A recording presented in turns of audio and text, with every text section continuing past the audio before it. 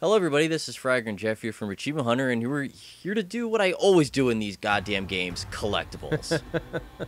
It's your strength, man. You got to play to your strengths. Yeah, exactly. And How here many we're going... collectibles are in Armageddon? Not that many. There's technically 37, 38, but there's more than that. It's rough to explain. We explain it in This Is, where it just the game magically gives you 10 at one point. But this is a lot different than the last Red Faction, which had like 1 billion collectibles. Yeah, that game had way over 400 or 500 collectibles, where it was ores, salvage, etc., etc., etc. Just tons of stuff. I'm seeing a lot of games kind of do this, where it's like, especially new iterations, like taking a step back and saying instead of like 500 collectibles, we're going to give you 30 that actually matter. Have you noticed that? It seems to be like a new trend. Kind of like it also in Hunted, where they had a bunch, but they all were useful. Yeah. So. Or like I know Green Lantern only had like 15 collectibles, and then this has a very few. Has a little counter too, an achievement tracker, which is always nice too. That's the best. Yes, it is. But one thing I want to mention about the names I'm putting at the top for the level names, the game actually never says these, but whenever you save the game, this name of the save will be the level you're in. Oh, okay. So that's where I got these names from, if you're wondering. So we're now in the second level where we're still like in a flashback, kinda, I guess. Okay. Because this is like a couple of months before the main breadth of the story, and we're learning things about Mars and air and water. Sounds like a Last Airbender cartoon. Exactly. Except for the fact this is weirder and has more bugs and things explode. Where the hell are we? Oh, well, there you go. Yeah. But this one was kind of a little rough. You're kind of walking along the main path. Most of these are a little bit off the main path, and this one's really devilishly hidden down here with some salvage. Okay. See, there it is. Bam. But if you see a building on the left-hand side, fairly early on in this level, you will find it. Now, once the bugs appear, you're going to find this one right along the path.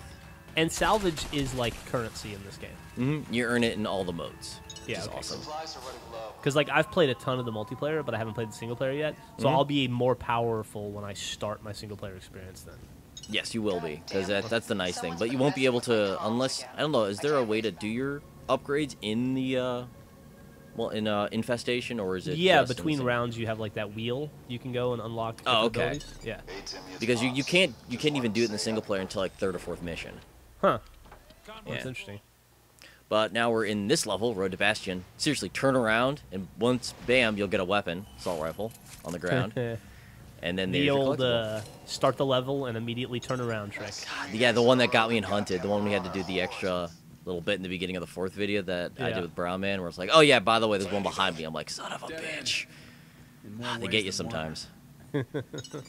Seriously, if people that are watching this, if you don't know, that's the first thing you should do anytime you start a level is turn around.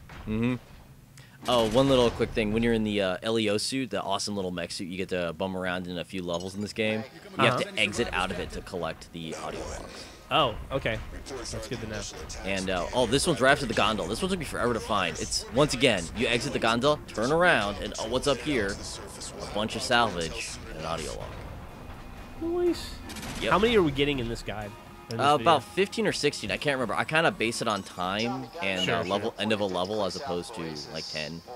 Since it ended up being an odd number anyways, I'm like, now what the hell do I do? So this is kind of like Dead Space in that you don't need to get every log, you just need to get enough.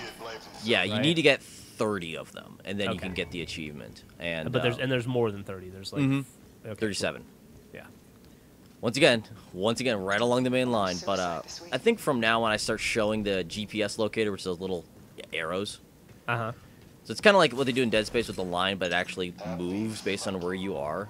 So it can actually will show you, like, oh, you can kind of take this route or this route or this route while you're walking, and it's on. You know, it's kind of funny. Nice. I haven't, I said I haven't touched the single player in this game, but for the community playdate, I played a bunch of multiplayer, like 3 hours one night. So all these single player levels already look vaguely familiar to me. It's kind of like a weird pre-deja vu thing I think going on here. Well, then again, you're underground in Mars. That's There's true. not much you can really do. Oh, look, there's some crystals here. There's some goo here. Some lava there. Oh, goo. Gotta love the goo. This one was kind of rough to get. This one, it took me like 5 deaths to finally figure out how to do it. But you got to clear some of this area. You can see that big old gap. You actually have to run and jump it. Okay. And you have to make sure, because once again, you tire out when you're running, so you don't want to be running too far or too short. But you just barely make it. And I, of course, don't show me jumping back because that'd be silly.